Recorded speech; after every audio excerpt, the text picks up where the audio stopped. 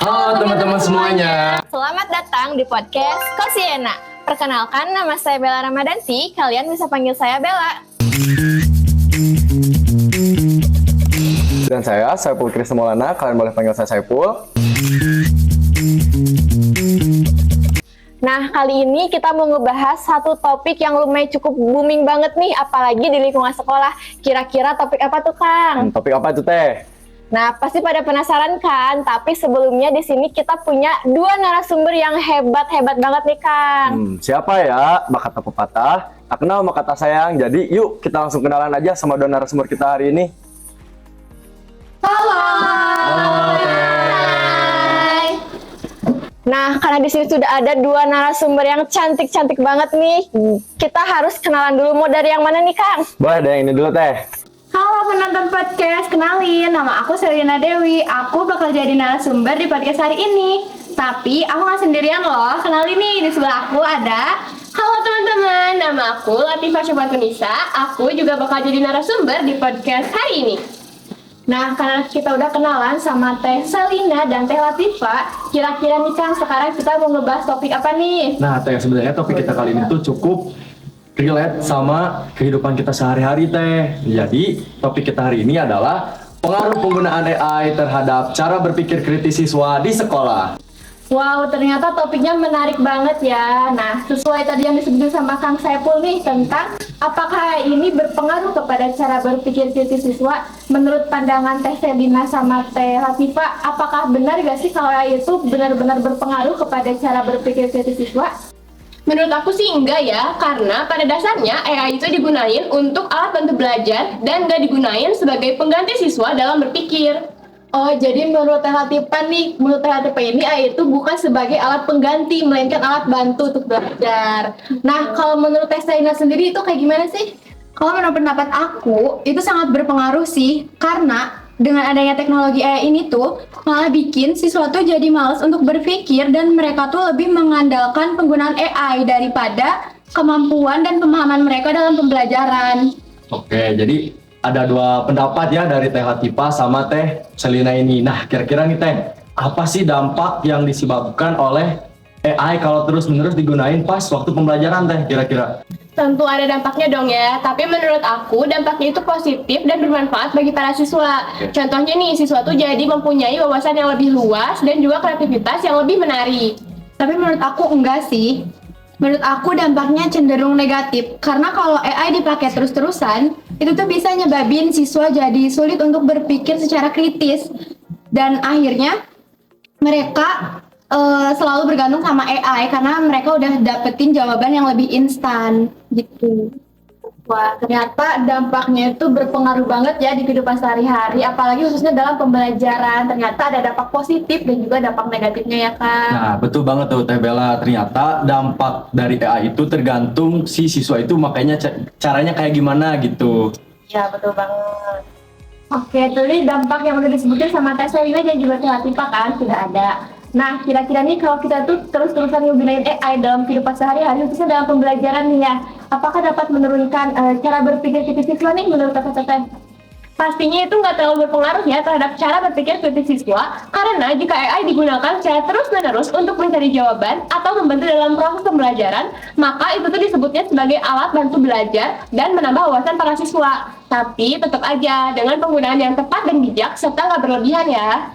Iya, tapi kan pada kenyataannya nggak semua siswa itu gunain AI dengan bijak. Jadi, aku kurang setuju sih sama pendapatnya Teh Latifah. Karena kalau AI digunain secara terus-menerus, malah bikin siswa tuh cenderung malas untuk berpikir dan cari jawaban yang benar. Karena mereka pasti mikirnya, oh udah ada AI nih, nggak usah tuh capek-capek lagi belajar dan berpikir. Mereka tinggal copy dan pasti jawabannya.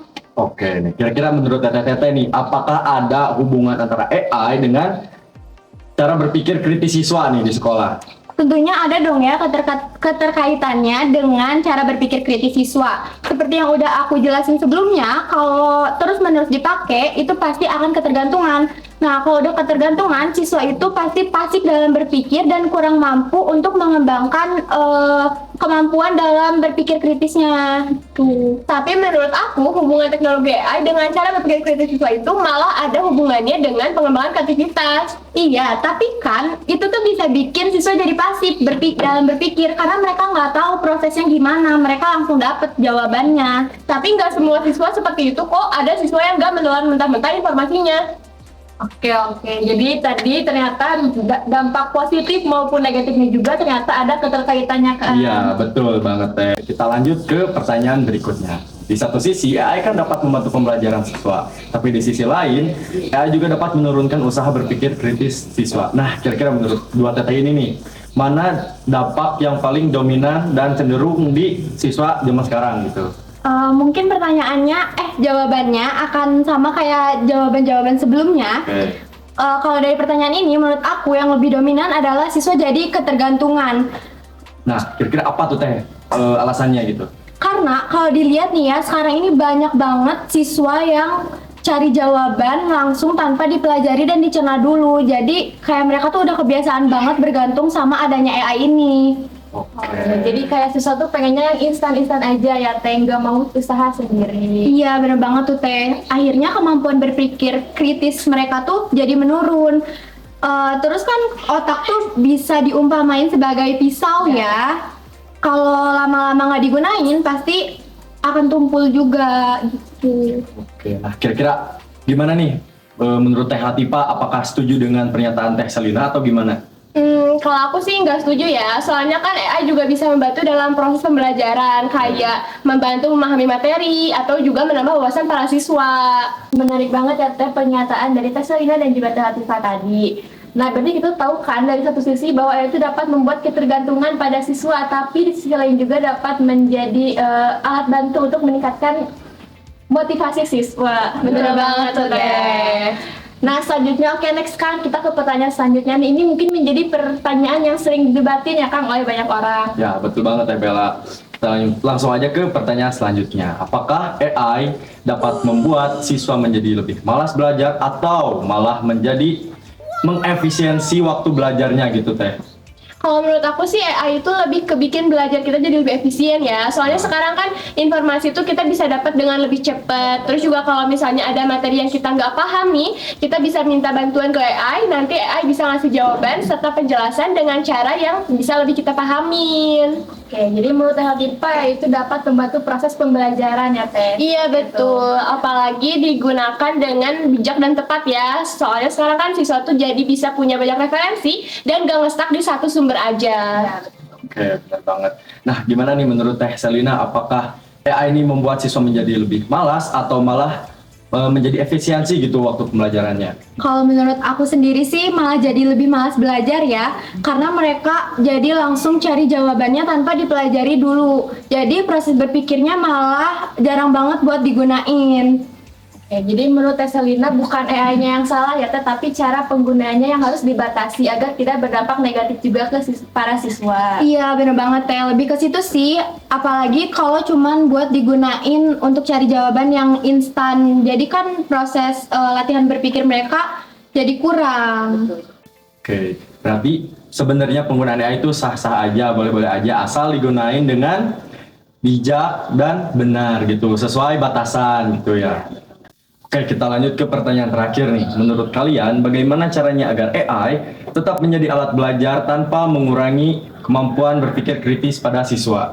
Kalau menurut pandangan aku sih sebenarnya AI ini boleh-boleh aja ya digunain, asal dalam batasan yang wajar dan digunainnya secara bijak, supaya siswa ini tuh nggak dapet dampak yang buruk. Iya nih setuju, boleh digunain asal dengan porsi yang cukup dan digunain sebagai media pembantu belajar, bukan sebagai pengganti cara berpikir kritis siswa. By the way, aku izin minum ya. Ya, boleh, silakan. Ya. Nah, teman-teman, dapat disimpulkan bahwa penggunaan AI itu sebenarnya diperbolehkan saja asal masih dalam porsi yang cukup dan tidak berlebihan ya Kang. Iya, betul. Nah, Teh. tadi juga disebutkan nih ada dua dampak, ada dampak positif dan juga dampak negatif. Nah, dampak positifnya itu salah satunya itu tadi ada menambah wawasan ya Teh. Terus dampak negatifnya juga ada juga nih, yaitu sesuatu jadi ketergantungan seperti itu. Oke, betul banget tuh Teh. Jadi secara keseluruhan dapat disimpulkan bahwa pengaruh penggunaan AI terhadap cara berpikir kritis siswa itu memiliki hubungan yang sangat kuat. Oleh karena itu diperlukan bimbingan nih kan Teh dari orang tua, guru dan bahkan dari diri sendiri supaya tidak ketergantungan kepada AI ini kayak gitu. Wah, gimana nih Akang Teteh, pembahasan topik kita kali ini seru banget gak sih? Seru banget. Oke, betul sekali. Ternyata teknologi AI itu mempunyai sisi positifnya dan sisi negatifnya. Betul banget. Nah, akhirnya nih teman-teman, kita sudah ada di penghujung podcast kita kali ini. Dari awal sampai akhir tadi kita sudah ngebahas banyak tentang AI. Sebelum itu nih, aku mau banyak-banyak berterima kasih kepada narasumber kita kali ini. Ada Teh Selina dan juga Teh Latifah yang udah mau gitu menjadi narasumber kita kali ini. Semoga apa yang tadi kita sampaikan dapat menjadi ilmu baru bagi teman-teman semuanya. Dan juga menjadi pengingat nih buat teman-teman bahwa kita itu menggunakan teknologi AI itu jangan berlebihan. Oke, baik teman-teman, dicukupkan sampai sini. Terima kasih telah menemani kami dari awal sampai akhir. Kami cukupkan. Terima kasih.